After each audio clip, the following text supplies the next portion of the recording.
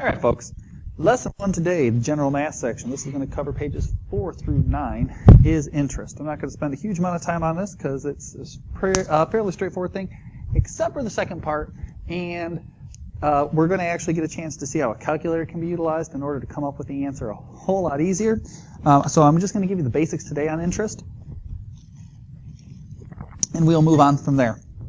And the significance of that, why we want to learn it. Hopefully I can at least put some meaning behind it. So interest, let's talk about it.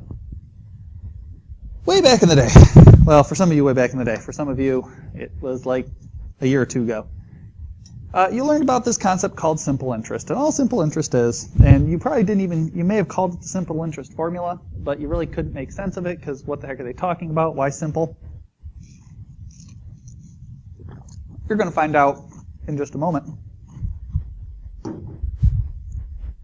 But simple interest is interest made based on a constant principal value. You've heard this concept principle. When you learned about it originally, you probably were explained that the principal is how much that you put down, which is exactly what it is. It's what you borrowed. It's what you put down. It's your down payment. It's your initial deposit. It's a lot of different things. Now, simple interest is a great, wonderful, amazing thing. Easy to calculate, easy to figure out how far you have to do things. You see the formula. Interest is equal to princess times the percent rate. By the way, as percent rate as a decimal, please make sure that you convert that. T is equal to your time, making sure that your percent rate, time period, and your time period is going to match. The importance of that is going to be, if I say I'm going to charge you 10% monthly, but then I tell you that I'm going to be going for a time of 1 year, realize the easiest fix is to turn the take the percent rate as the monthly rate and turn the T, which you had as 1 year, into 12 months. We'll do that in just a minute. Now I do want to point out I have two formulas up here. This formula right here, this finds the interest only. Let me make sure to put that in there. Actually, I like that. This is interest only. It is not the actual amount that they owe you. It's how much money you would be making. We'll talk about that in just a minute.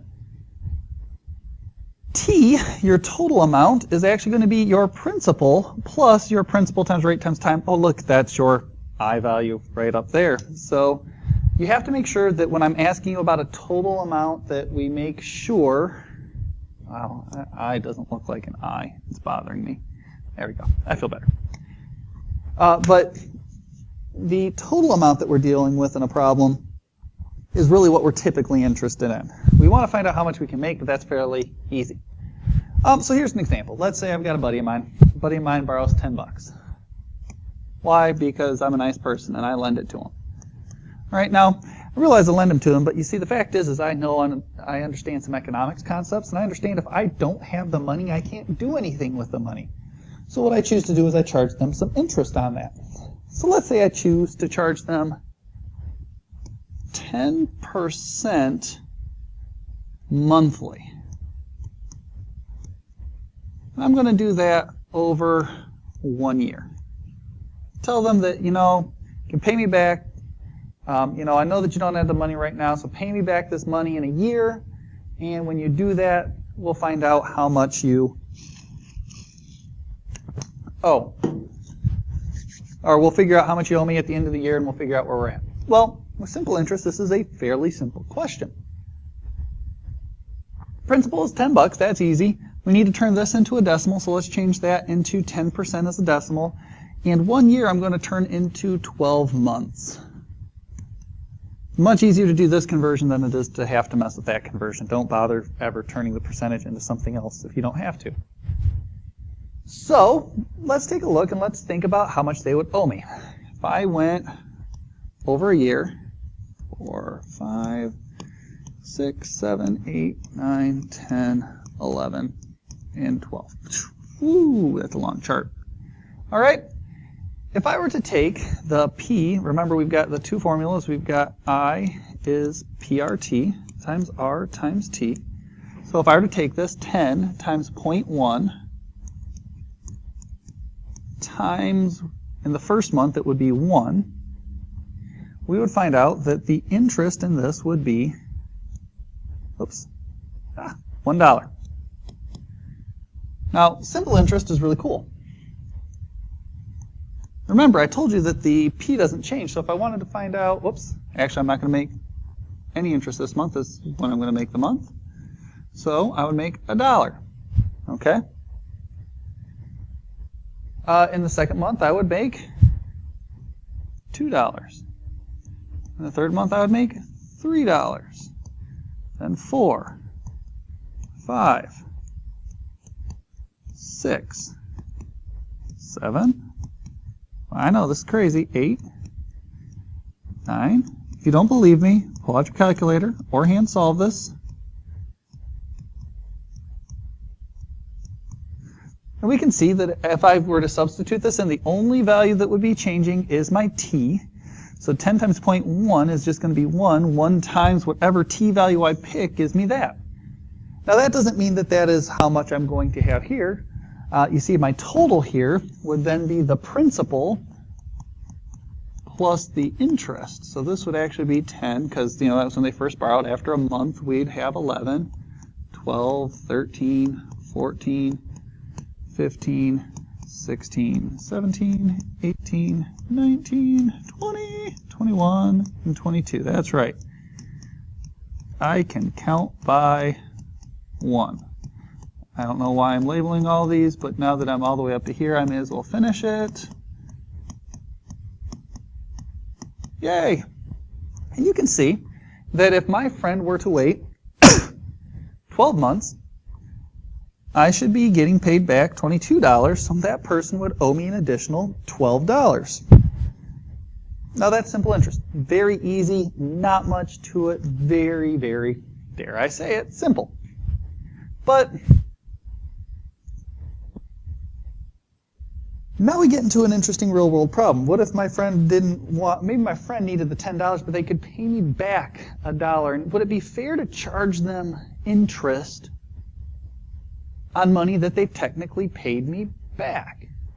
Or, on the other hand, you see, if my friend were to, at 6 weeks, have been able to pay me back, or 6 months had been able to pay me back the $16 to negate this interest, then, what about this $5 that he should have paid me at the 5 months, or this $4 that they should have paid me at the 4 months, or the 3, or the 2, or the 1? That's money that theoretically I could have if they paid me back immediately on this first month, and they said, hey, here's that money for that month, and they give me $11. Couldn't I take that $11 and then give that to someone else and say, hey, you know what? I'm going to do the same deal for you. I'm going to charge you 10% on this now $11 that you borrowed from me.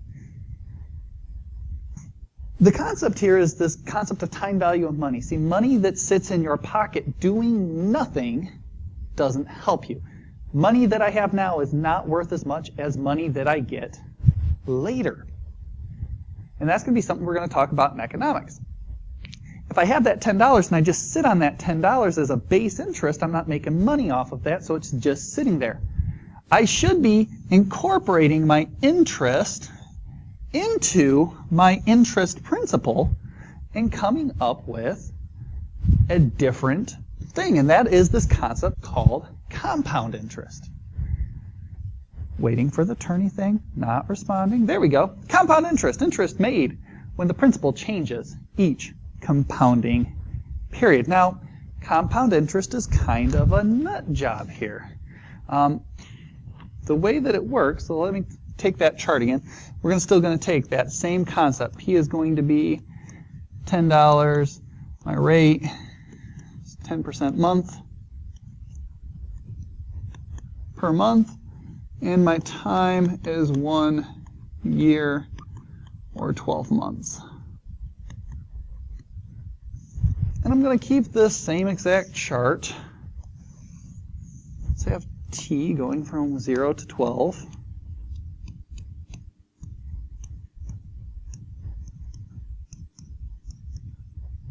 All right, I'm going to have my simple interest total, which we should, from the previous problem, have 10, 11, 12. None of this is new. You can actually extend your own table if you'd like.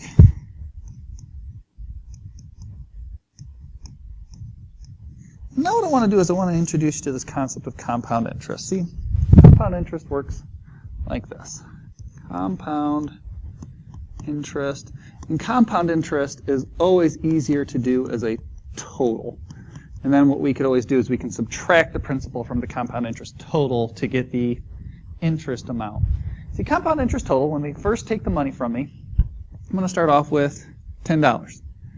And in the first time, I'm going to say that it is my principal value, my $10, plus the 10 times 0.1 times 1. And when I do that, I get 11. What compound interest does, though, versus simple interest, back in simple interest, when I wanted to find the week 2, all I did is I said, well, 10 times 0.1 times 2. The total stayed the same. What's going to happen here is that my principal is actually going to change. See, now this person owes me $11. So now, instead of my P being $10, my P is going to change. That's why I didn't write P up there. I almost did, but I didn't. See, what's going to happen is this become 11 times 0.1 times 1. Notice that this 1 didn't change because it was still only 1 month.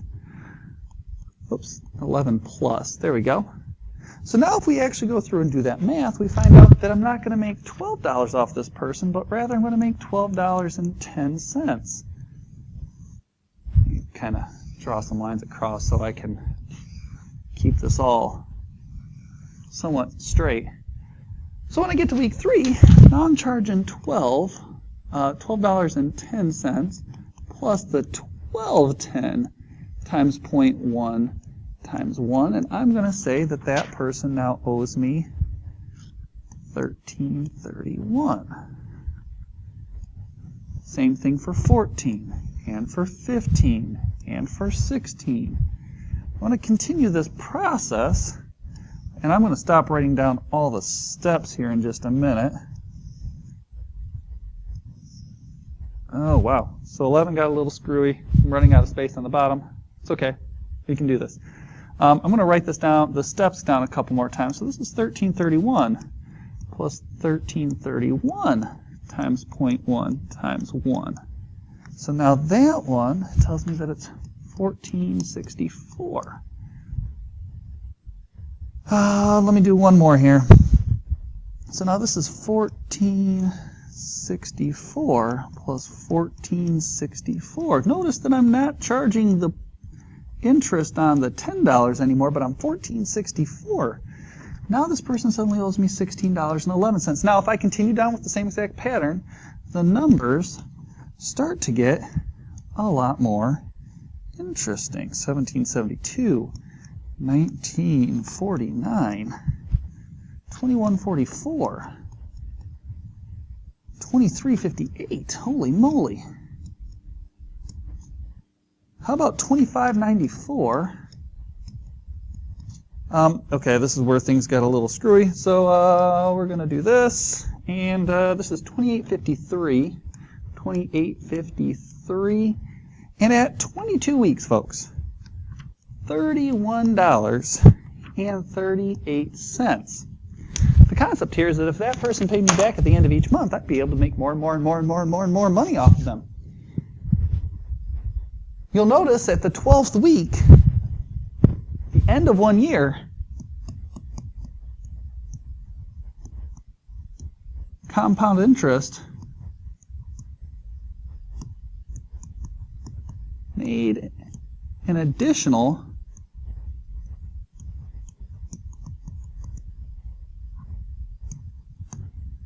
$9.38 off of this individual. This is a much truer concept of the idea that I can make money off of my money. If you want to know how a bank stays alive, this is how a bank stays alive, folks. If you want to know how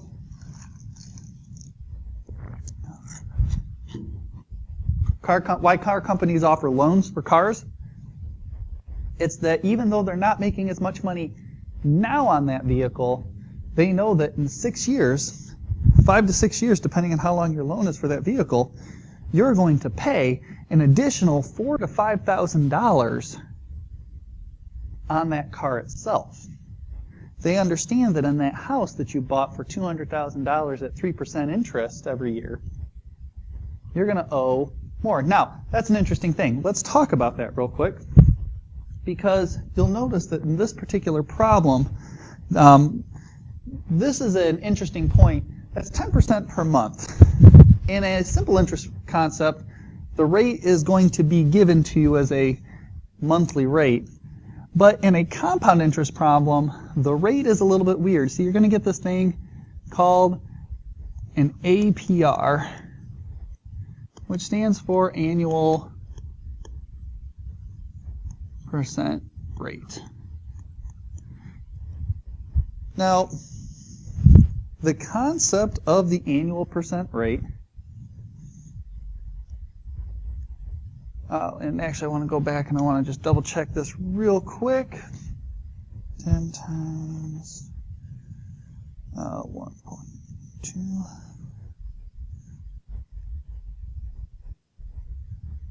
One second. So going back to this annual percent rate thing, what that is it's a percentage rate that they will inform you that they're charging that over a year would be the actual percentage that you would be making. Now, it's not quite a true statement, okay? It is a little bit off because it's not actually going to be this percentage. But what the APR is essentially is it's divided up into the compounding periods. So, and it's the amount of it's the percentage that you would expect to get broken up into these things. And don't think too much about what APR actually stands for, but just to put things into perspective, in this particular problem, we wouldn't say rate 10% per month. What we would actually be telling the individual is that the APR here would actually be 120%. Now remember, we're talking about car companies that are willing to offer 0.9% financing. We're talking about your bank giving you 2%, a 0.5% back on your savings account. We're talking about the idea that on a home loan you're making 3.5% APR. They're making 3.5% APR. Telling someone that there's 120% APR is highway robbery. It's terrible. Just real quick, easy. What you wind up doing in this particular case is you would take the APR, okay, which we're going to divide that by your compounding time, which if we call the APR your rate, and we call your compounding time just some n, that will give you, this is the formula you need to know when it comes to APR, what your percentage would be each one of those months that you're dealing with. Now, with all of that, we are ready to create a formula. See, I don't want to have to go through every single problem and be able to do this. I don't want to have to incorporate this and incorporate this and incorporate this and go, all right, hand do it, hand do it, hand do it. You got to think, this is only 12 times that we did it, and actually I only wrote it down 5 times. I actually had to hand solve that, 7 more times? Yeah, 7 more times in order to come up with each one of those values. That's not a very intelligent use of my time having to come up with that. And if you think about that, your home loan, a 30-year mortgage, is compounded monthly. So we are now looking at 360 of these compoundings that we're going to have to do, plus we're making payments on it. It gets really complicated really fast. Luckily for us, there is a formula for this. When we do compound interest, one of the things that we'll notice is that the interest actually gets multiplied, as opposed to it being a constant case in simple interest. Compound interest, you'll get the total is going to equal your principal times 1 plus the rate over the compounding period times t. All right, so here's your principal. This is your compounding time. By the way, typically compounding times could be things like quarterly.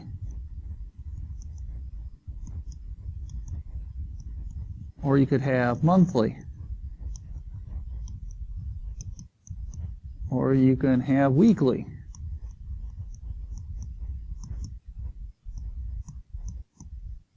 You have daily, 365. For those of you in advanced classes, you've probably heard the phrase compounding continuously. For those of you that are not in advanced classes, you'll figure that out eventually. Your R is your APR.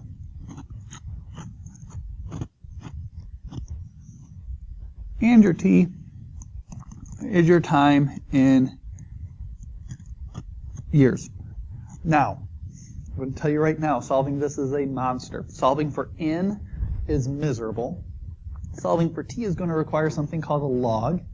Solving for R is going to require more log stuff. It is not going to be the most simple problem to find. Lucky for you, there's an application on the calculator. I don't have the ability to show you that right now. As soon as I do, I will show you how we can solve for some of these values. All right, folks, that is compound and simple interest. That is a small portion of your test. Hopefully that will help you, and I will give you some questions as soon as I can show you the calculator stuff to be able to solve out some of these. You should be able to find the total, and you should be able to find the totals on both of those. Simple interest, you should be able to solve for PR and T. And then we'll learn how to solve for R and N and T utilizing a calculator at a later date. Hopefully that helps you, and I will see you again in another video.